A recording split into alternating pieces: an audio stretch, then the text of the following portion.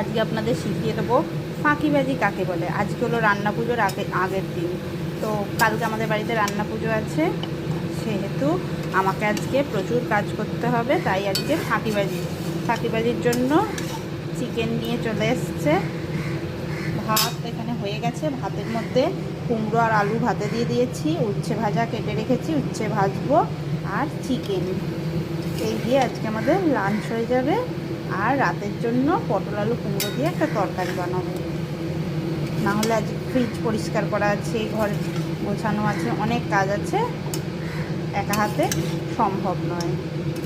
তো ফাঁকিবাজি করার প্রথম স্টেপ হলো চিকেনটাকে, আলুগুলোকে ভেজে নিয়ে সমস্ত ধরনের মশলা, যে বাটাবাটির ঝামেলা রাখিনি, রসুন আমার বাটা আছে, সেই বাটাটা দিয়ে পেঁয়াজ, টমেটো, কাঁচা লঙ্কা, ধনে গুঁড়ো, জিরে গুঁড়ো সব রকম দিয়ে, আর সামান্য কাশ্মীরি লঙ্কার গুঁড়ো, নুন, হলুদ, গরম মশলা এই দিয়ে কষিয়ে দিয়েছি। এবার কষছি, চিকেনটা ভালো করে কষে নিয়ে জল ঢেলে দেবো, হয়ে যাবে ফাঁকিবাজির কাজ। একে বলে যেদিন আপনাদের কাজ প্রচুর থাকবে এইভাবে রান্না করে নেবেন। দেখুন চিকেনটা কিন্তু খেতেও টেস্টি হবে। এরকম আমি আগেও দু একবার এরকম ফাঁকিবাজি চিকেন বানিয়েছি। ফ্রিজটা পরিষ্কার করব, তার জন্য আমি ফ্রিজটা খালি করছি। সমস্ত যা জিনিসপত্র আছে ফেলে তো আর দেওয়া যাবে না, সব হচ্ছে খালি করে নিতে হবে। নিয়ে আবার ফ্রিজ পরিষ্কার হয়ে গেলে তখন আবার এগুলো সব তুলে দেব।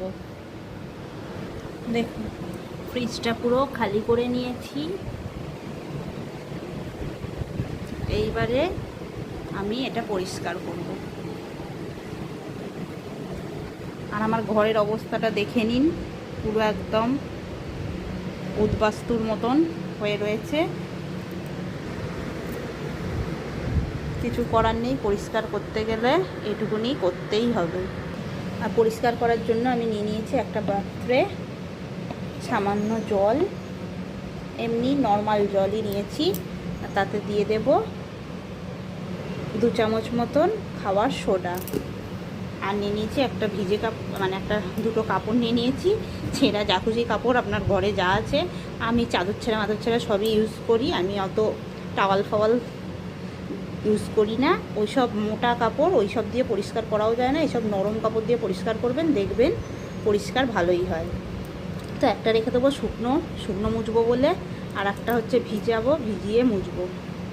তো এইটা আমি ভিজানোর জন্য নিয়ে নিলাম, আর এটা শুকনো করবো। জলের মধ্যে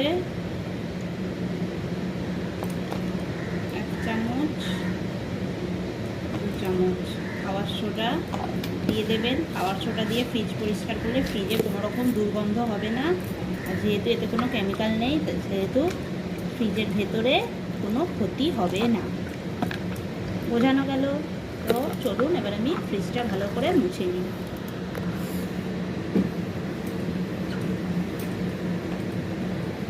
এইভাবে ফ্রিজ পরিষ্কার করবেন, অনেক দিন অবধি ফ্রিজটা পরিষ্কার থাকবে, কোনো রকম ক্ষতি হবে না।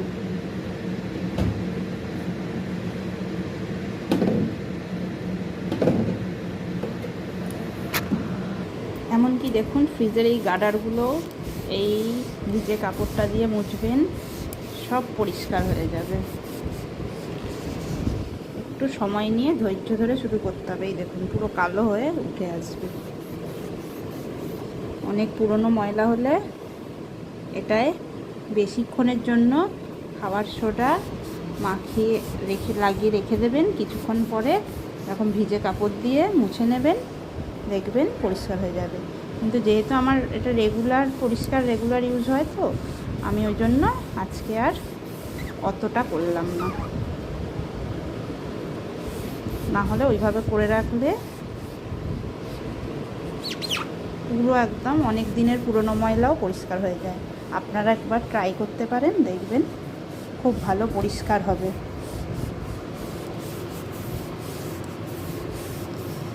আর যদি ওরকমভাবে লাগিয়ে রাখতে না চান, তো এরকম কাপড় ভিজিয়ে একটু সময় নিয়ে ভালো করে ঘষে পরিষ্কার করলেই দেখুন কত সুন্দর পরিষ্কার হয়ে যাচ্ছে। দেখুন আমার ফ্রিজ পরিষ্কার হয়েছে, বোঝা যাচ্ছে, আপনারা বুঝতে পারছেন কতটা পরিষ্কার হয়েছে। দেখুন কালারটা দেখলে বুঝতে পারবেন, দেখতে পাচ্ছেন, দেখুন দেখুন দেখুন কতটা পরিষ্কার হয়েছে।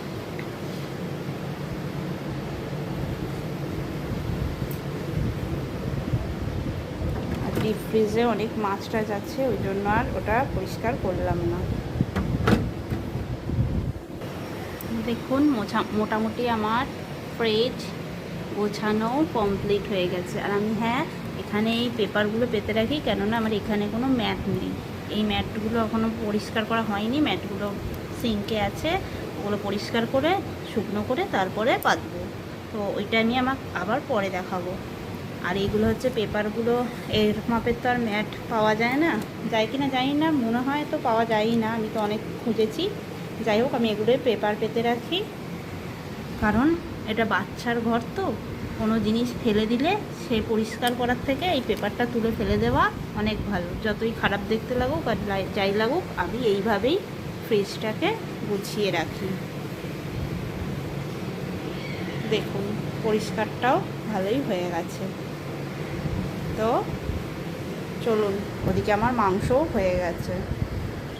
দেখুন ম্যাটগুলো ধুয়ে এইভাবে শুকনো করতে দিয়ে দিয়েছি। আজকে বাইরে প্রচুর রোদ উঠেছে, তাই বৃষ্টি আর পড়ছে না। জামা কাপড়গুলো শুকনো হবে, চারিদিকেও শুকনো হবে। নাহলে বৃষ্টি ভালো লাগে, কিন্তু এতটাও বৃষ্টি আবার ভালো লাগে না। এইবার করব আমার এই মাইক্রোওয়েভটা পরিষ্কার। এই যে দেখুন মাইক্রোওয়েভটা অনেকটাই নোংরা হয়ে গেছে, এইবারে পরিষ্কার করতেই হবে, কিছু করার নেই। যতটা না করা যায় ততটাই ভালো। তো যাই হোক, মাইক্রোওভেন পরিষ্কার করার জন্য একটা মাইক্রোওভেন প্রুফ কাপের মধ্যে এই অল্প জল নিয়ে নিয়েছি। এর মধ্যে দিয়ে দেবো 1 ছিপি ভিনিগার। 1 ছিপি ভিনিগার এর মধ্যে দিয়ে দিলাম। দিয়ে এটা মাইক্রোওভেনের মধ্যে বসিয়ে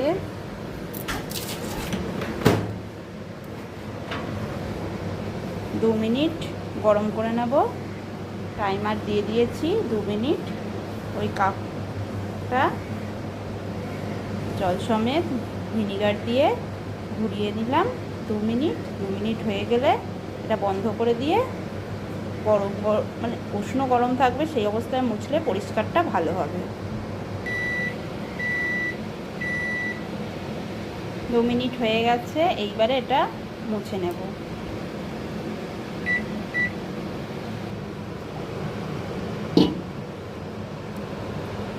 এই প্লেটটাকে বের করে নেব।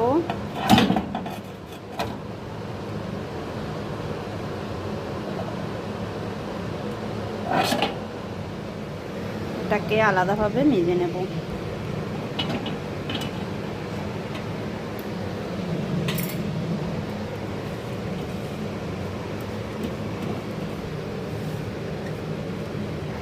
দেখুন মাইক্রোওভেনটাও আমার পরিষ্কার কমপ্লিট হয়ে গেছে। কেমন পরিষ্কার হয়েছে জানাবেন। আপনারাও এইভাবে পরিষ্কার করবেন, দেখবেন সমস্ত ব্যাকটেরিয়া মারা যায়, কাজও তাড়াতাড়ি হয়।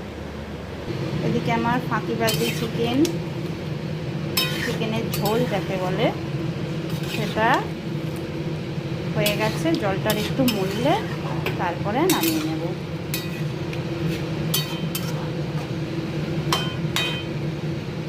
তো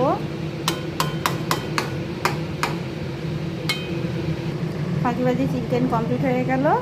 এবার এখানে উচ্ছে ভাজবো। তো এই বলে টাটা বাই বাই, আবার দেখা হবে। ভালো থাকবেন, সুস্থ থাকবেন, আর সবাইকে ভালো রাখবেন। অল টাইম স্মাইল করবেন।